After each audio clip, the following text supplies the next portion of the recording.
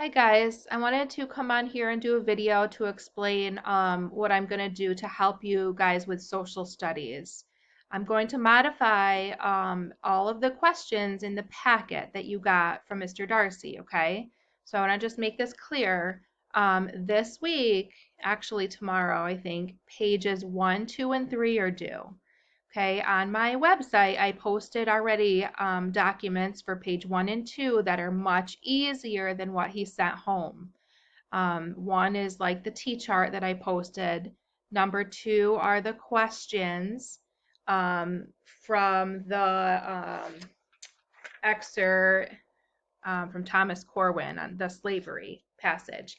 And page 3 is the chart about the largest cities in the United States chart.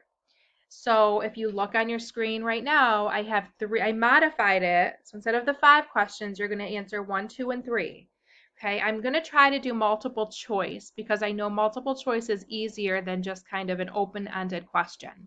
Okay, so if you look at page 3 for Mr. Darcy's assignment and you look at these 3 questions, you're only going to answer these 3 questions.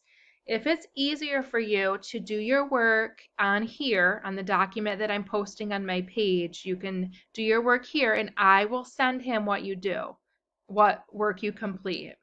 Okay, hopefully this is much easier. So you can just go on here, complete your work, and that's it. You'll be done. Okay, and I will get the work to Mr. Darcy. So hopefully this will be much easier for you. So I want to read these questions for you for page 3. Number 1, it says, look at the chart in your packet and answer the questions below.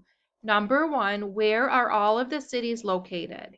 A, mostly in Northwest U.S. and some in Southeast. B, mostly Northeast U.S. and some in the Midwest. C, Southwest U.S. or the D in the Southeast U.S.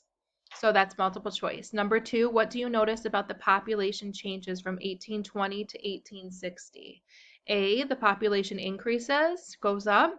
B, the population decreases, goes down. And number 3, why do you think Chicago had no population figures for 1820? Okay, guys, make sure you're trying to keep up and get your work done, okay? All right, good job and enjoy the rest of your week.